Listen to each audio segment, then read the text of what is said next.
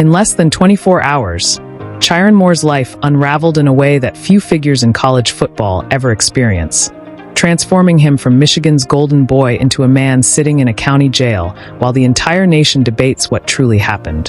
This is a 39-year-old head coach with a national championship ring, the first black head coach in Michigan football history, a respected leader with a beautiful family, 3 daughters, and one of the most powerful and coveted jobs in college sports. Just that morning, he was doing what he had always done, breaking down bowl preparation, speaking confidently about the future of the program, and planning the next chapter of Michigan football. By nightfall, everything had collapsed. Moore was fired for cause over an alleged inappropriate relationship with a staff member and booked into the Washington County Jail as a suspect in an alleged assault. For many people who only caught the headlines as the story broke, it looked sudden and shocking. But what those headlines didn't reveal was how complicated, messy, and deeply layered the situation beneath them really is. There are claims that warning signs existed long before the public ever knew. Whispers that the smoke had been there for some time before the fire finally exploded. Now the conversation has shifted to separating confirmed facts from rumors, understanding what is known versus what remains speculation, and asking how a coach who seemingly had everything, success, status, legacy, and stability, managed to spiral so completely in one of the most chaotic and unbelievable 24-hour collapses college football has ever seen. For many Michigan fans, this situation cuts especially deep because of where Sherrone Moore came from and how he earned his place. He wasn't some outsider flown in for a quick paycheck or a short-term experiment.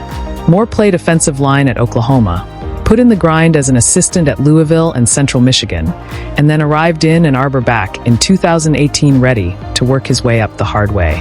Year after year, he climbed the ladder, tight ends coach, offensive coordinator, then full offensive coordinator, earning trust at every step.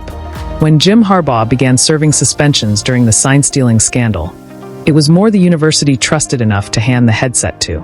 Those games are still fresh in fans' minds.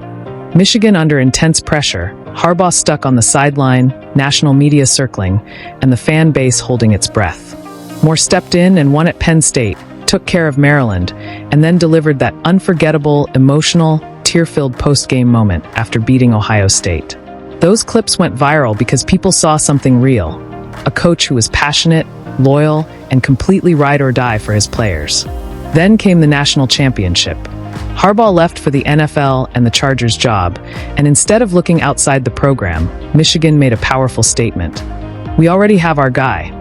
Promoting Moore was a historic moment, the first black head coach in program history. The players were fired up, recruits were locked in, and the fan base was dreaming of a long stretch of stability and success built from within. On the surface, everything still looked solid. Moore finishes the season 9-3, stacks up more than 16 wins in a short span as head coach, and even adds another victory over Ohio State to his resume. But that ugly blowout loss to the Buckeyes in 2025 leaves a sour taste that lingers with fans and boosters alike. And while outsiders saw a coach who maybe just needed to adjust his playbook or reload his roster, behind the scenes far more than football was starting to unravel. People inside the building now say there were warning signs that something much bigger was brewing, something that had nothing to do with X's and O's. The first real crack the public sees comes not through leaks or rumors, but through Michigan's official statement, and it's anything but gentle. The university doesn't frame it as a mutual parting of ways or hide behind polished, PR-friendly language. Athletic director Warde Manuel makes it blunt. Sherrone Moore has been terminated with cause, effective immediately. Michigan states that a university investigation found credible evidence that Moore engaged in an inappropriate relationship with a staff member, a clear violation of institutional policy, and emphasizes that the school has zero tolerance for that kind of conduct. Those two words, with cause, carry enormous weight. This isn't just a firing. It's a declaration that Moore will not receive the massive buyout that would have come with a standard dismissal. It signals that the university believes what it uncovered is serious enough to withstand legal scrutiny. Michigan knows this situation is going to get messy, and by using that language, they're making it clear they're standing their ground anyway. As that same wave of reporting rolls out, the university quietly announces that assistant head coach Biff Poggi will step in as interim head coach. It's a familiar move, too. Poggi is the same person who already took over earlier in the season when Moore was suspended for his role in the Connor Stalions sign-stealing saga. Even in the chaos, it's clear Michigan had an emergency plan ready. By the time the statement hits phones across the country, social media is already exploding. ESPN, CNN, and every major outlet push breaking news alerts. Sherrone Moore fired for inappropriate relationship with a staff member. Rival fan bases pile on with jokes. Michigan fans are left stunned, and many people assume that's the entire story. But that was only the first half of Moore's day. While tweets are flying and reporters scramble to identify the staff member involved, police in a quiet part of Michigan are already dealing with something far more serious. Later that afternoon, Pittsfield Township Police respond to a call in the 3000 block of Ann Arbor, Saline Road. Their official statement is deliberately sparse. Officers say they were investigating an alleged assault. No victim is named. No details are released. All they confirm is that a suspect was taken into custody. The incident does not appear to be random. There is no ongoing threat to the community, and the suspect was lodged in the Washtenaw County Jail while prosecutors review potential charges. Around that same time, the Saline Police Department releases its own statement, saying officers assisted in locating and detaining former University of Michigan football coach Sherrone Moore before turning him over to Pittsfield Township Police for investigation into potential charges. They don't provide many additional details, but by then the dots are easy to connect. The unnamed suspect Pittsfield Township referenced and the person Saline police say they detained are clearly the same individual.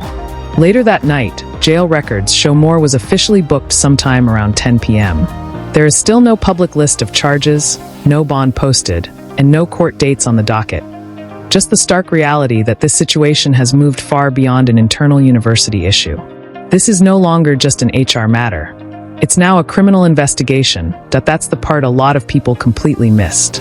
Most saw the ESPN breaking news alert about the firing in the late afternoon, checked Twitter, scrolled past a few jokes and hot takes, and went back to their day.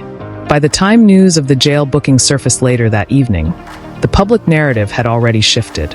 For many, it was reduced to a quick, "Wow, he got arrested too," before they kept scrolling.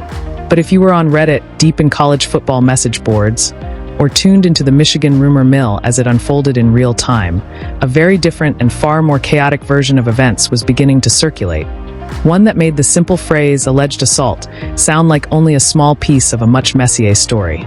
Before going any further, this part really matters, because what follows lives in that uncomfortable gray space between verified reporting and pure rumor. Some of it comes from so-called citizen journalists and viral posts claiming inside sources. Some comes from fans who insist they heard details directly from people in the area. As of the time this is being discussed, none of it has been fully detailed in an official police report that the public can independently review. So it has to be treated for what it is: speculation and allegations. A possible storyline that may eventually line up with confirmed facts once everything is unsealed, or may turn out to be wrong in key ways. One version of that story has spread through a viral screenshot circulating on social media. In that post, the author claims former Michigan head coach Sherrone Moore was placed in protective custody after allegedly making threats during a dispute with his wife. According to that account, Moore then allegedly drove to the home of an assistant with whom he was having an affair, broke into the residence, and refused to leave while holding a knife to his own throat. The post further claims he threatened both himself and the staff member, and that authorities later tracked his phone and intercepted him at a local church. It paints a disturbing picture. A coach who had been on national television just a year earlier, crying tears of joy after beating Ohio State, now allegedly standing in someone's living room with a knife to his neck, talking about ending his life, and possibly someone else's, before being located and taken into custody at a church. Once again, it's important to be clear about the source of these claims. None of this comes from a police affidavit. Nothing has been read aloud by a judge in open court, and none of it appears in official documents available to the public. It's coming from social media posts that seem to line up with what other rumor accounts and Reddit users have been whispering about over the past 24 hours. In those Reddit threads, the story grows even more dramatic, with posters adding layers of allegation on top of allegation. Some claim Moore told his wife he wanted to kill, then drove to the home of the alleged affair partner and threatened her. Others say he arrived with a knife and that officers on the scene described the situation as extremely volatile. There are comments suggesting the staffer may be pregnant, or that she had already gone to the university with what they describe as irrefutable documentation of the relationship. One local writer even claims Moore was placed on some form of mental health watch after being taken into custody. And woven through all of those posts is a word that rarely makes it into clean, mainstream headlines but keeps popping up in these online spaces: crashed out. It's a phrase usually reserved for street stories or rap lyrics, used to describe someone who had everything going for them and then made one impulsive, self-destructive decision that detonated their entire life in a single, irreversible moment. In those same threads, fans keep repeating the same idea. This is what crashing out looks like when you're a college head coach. But that's also where the story begins to shift away from the chaos of that Wednesday and toward a timeline many believe existed long before the public ever found out. Across Reddit, message boards, and even from a few well-connected college football accounts, the message is remarkably consistent. This didn't come out of nowhere. Users claim rumors had been circulating quietly for weeks, if not longer. Some even say agents representing potential coaching candidates already expected the Michigan job to open before Moore was officially fired. A number of posters insist the alleged affair had been whispered about as far back as October, while others point to university donors suddenly tightening the purse strings, as if they sensed something was coming behind closed doors. One detail that keeps getting repeated is the timing. Michigan waited until after signing day. Whether coincidence or strategy, fans believe the school wanted the 2026 recruiting class secured before pulling the trigger. To many, that lines up perfectly with Michigan's reputation: contain the damage privately, protect the program first, and only then make the public announcement. Adding to that speculation is a claim attributed to a local insider, suggesting the staff member involved had already brought what was described as irrefutable documentation directly to university leadership earlier that same day. If even part of that is true, it helps explain why the firing happened so quickly and why Warde Manuel's statement used such unusually strong, direct language. From the outside, it looks like a sudden explosion that came out of nowhere. From the inside, at least according to these threads, it looks more like a slow leak that finally turned into a blowout. And that's where the psychology of the fan base really kicks in. Michigan isn't just another program. It's one of the biggest brands in college football, where every decision gets dissected under a microscope. When a scandal of this magnitude breaks, the first question people ask isn't just what happened, but what did the school know, and when did they know it? Some commenters flat out believe Michigan knew about the alleged affair months ago. Others think the university only recently obtained the proof necessary to fire Moore with cause, the only move that would allow them to avoid paying out tens of millions in buyout money. A few even go as far as suggesting that if Moore had beaten Ohio State this season, none of this would be public right now.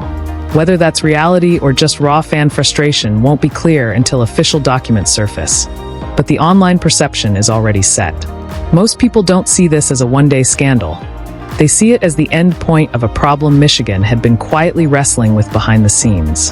Then there's the detail that Moore was reportedly arrested at a church.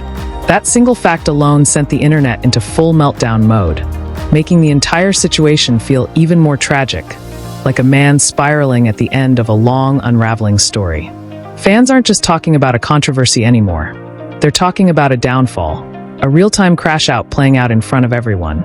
When the story spread across Reddit, X, and college football forums, the reaction went far beyond simple shock. It was pure disbelief at how massive and sudden the collapse was. Fans repeatedly called it the very definition of crashing out. Comparisons were made to scandals involving Mel Tucker, Urban Meyer, and Bobby Petrino, but most people agreed this case felt different. Tucker's situation unfolded over months, and while Petrino's scandal was embarrassing, it didn't involve police detainment or assault allegations within the same 24-hour period. This, by contrast, was a complete implosion in a single afternoon. Coaches cheat, scandals happen, and careers end, but the rapid sequence of events here is what made the internet erupt. Moore allegedly lost his job, was detained by police, and became the focus of a criminal investigation, all before midnight. That kind of freefall is rare in college football. Top comments called it one for the history books, with many saying they had never seen a coach crash out so fast. People weren't just reacting to the affair. They were stunned by how his career, reputation, and public image seemed to shut down in minutes. While memes, jokes, and gifs flooded the internet as usual, beneath the humor was genuine shock from fans of every team, all asking the same question. How could a downfall happen this fast? Many called it the wildest collapse they had ever seen in sports, that he went from Michigan head coach to a Washington County inmate in the very same day. And that stark contrast is what made the story go viral. Beyond the jokes and memes, some commenters took a more serious view, pointing out that Moore appeared to throw away a future worth an estimated $15 to $20 million, a national championship caliber program, his chance to be Michigan's long-term leader, his reputation as a rising star, and stability for his wife and 3 daughters. All because of an alleged affair and how he responded when it became public. Others highlighted an even more tragic angle, noting that if the rumors about emotional distress and self-harm threats are true, Moore wasn't just crashing professionally but breaking down mentally as well. That's why many have called it the most complete meltdown they've ever seen from a coach. Fans compared him to figures like Antonio Brown, Scott Frost, Mel Tucker, and others who derailed their careers through personal decisions.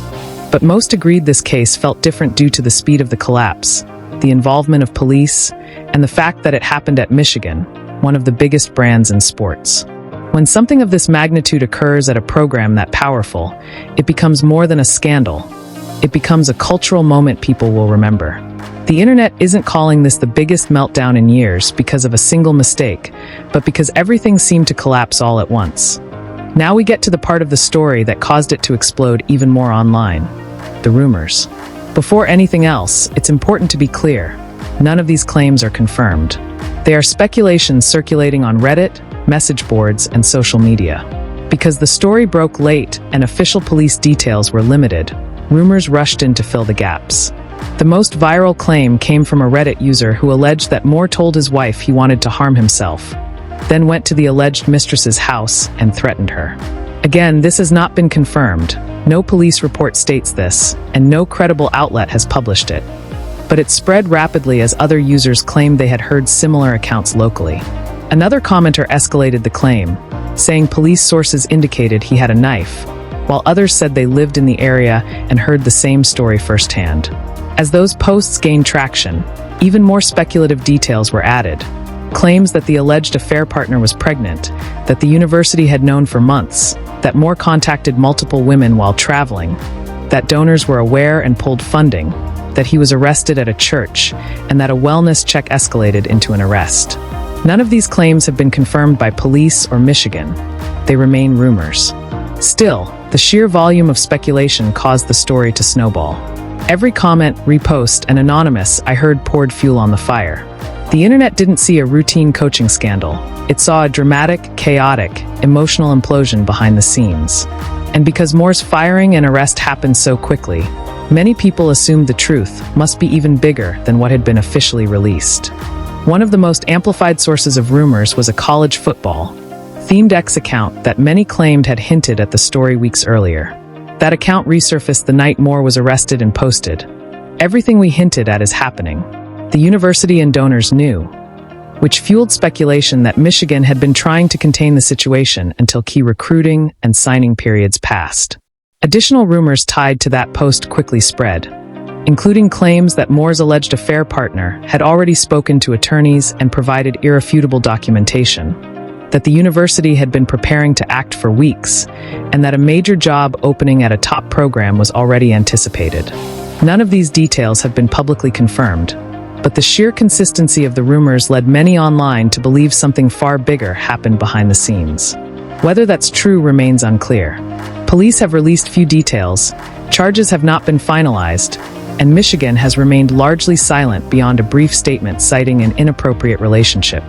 The only confirmed facts so far are that Moore was fired for cause, detained by police during an assault investigation, and is being held while prosecutors review potential charges. Authorities have said the incident was not random and posed no threat to the public, and the investigation is ongoing. Everything else is speculation, loud, dramatic, viral noise. As the rumors grew louder, the internet began treating the situation like a tragedy mixed with a celebrity scandal and a sports disaster movie. This is the part that gripped people the most, not just the firing or even the arrest, but the tone of the downfall itself. To many fans, it didn't look like a coach who simply broke a rule. It looked like a complete emotional collapse. At first, people expected the standard scandal arc. Inappropriate relationship, firing, lawyer, apology, silence. But the arrest instantly changed that perception, especially as Reddit users began describing it as crashing out. One user called it a rare case where the term truly fit, saying it belonged in the history books, while another bluntly labeled him a legit crash dummy. People weren't describing a routine firing.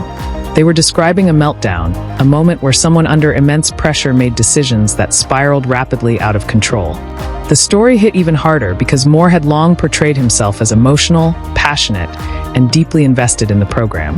Fans remembered the tears after the Ohio State win, the raw locker room speeches, and the way he stepped in for Harbaugh during suspensions and absorbed that pressure head-on. So when this unfolded, it didn't look like a man who simply lost his job. To many, it looked like someone whose entire identity suddenly snapped. That perception of a breakdown was further amplified by details that spread online. Again, none of them confirmed, such as claims that Moore had gone to a church before being detained. That single rumor shifted the emotional framing of the entire situation. Reddit users then piled on with additional unverified claims. That he told his wife he wanted to harm himself, that he confronted a staffer at her home, that he had a knife, and that a wellness check escalated into an arrest. None of this has been publicly confirmed, but to the internet it painted the image of a man not thinking rationally, someone overwhelmed by panic, fear, shame, or all three. Even fans who were angry at him found themselves expressing the same reaction in the end. This wasn't just scandalous, it was sad, and it felt like a genuine emotional break. Another commenter summed it up by saying it's easy to crash out when the consequences don't feel real until it's already too late. Then there was the heartbreak factor. Moore is a father of 3 daughters, married since 2015, the first black head coach in Michigan history, and a coach who had just led the program to a 9-3 season. This wasn't just the loss of a job, it was the collapse of a legacy in a single day. Whether the rumors are true or not, the emotional weight of the situation is undeniable. A rising coach with a massive future suddenly facing the darkest night of his career. When you strip away the headlines, speculation, and shock, what remains is something bigger than Michigan football. It leaves behind a question, the kind that splits fan bases, ignites comment sections, and turns a sports scandal into a national conversation. Because when you look at everything that unfolded within 24 hours, a head coach fired for cause, a police detention hours later, an alleged assault investigation, a program thrown into chaos, a promising career shattered, a family blindsided, a university scrambling to restore stability, and a fan base grieving and arguing at the same time, you begin to realize this wasn't just a fall from grace. It was a human unraveling, playing out in real time before millions of people who still don't quite know what to make of it. And that's the part no one can escape. How does a story like this even happen? Is it pressure, ego, power, or mental health? Was it a moment of panic that snowballed into disaster, something Michigan ignored for too long, or one of those tragedies where everything collides at exactly the wrong moment? Depending on who you ask, this is either a cautionary tale about reckless choices, a mental health crisis no one caught early, a university cover-up that finally burst, or a downfall that never should have unfolded this fast. And here's what will keep the story alive, long after the bowl game, long after the next hire, and long after the rumors quiet down. We still don't have the full truth. Police haven't released formal charges. Michigan hasn't shared investigation details. The staffer at the center of the story hasn't been identified. Moore hasn't spoken publicly, and insiders continue to whisper about what really happened behind closed doors. The world has already reacted, but the facts are still coming. That means, for the first time since this broke, the next chapter isn't in Michigan's hands. It's in the hands of prosecutors, police, and whatever comes next. And when it does, this entire narrative could shift again. So here's the final question, the one that ultimately defines how people see this story. Is Sherrone Moore a man who made the worst mistake of his life, or a man caught in the middle of something much bigger than anyone fully understands yet? Whatever your answer, this is one of those scandals where the audience isn't just watching, it's shaping the conversation. And that conversation is only just beginning.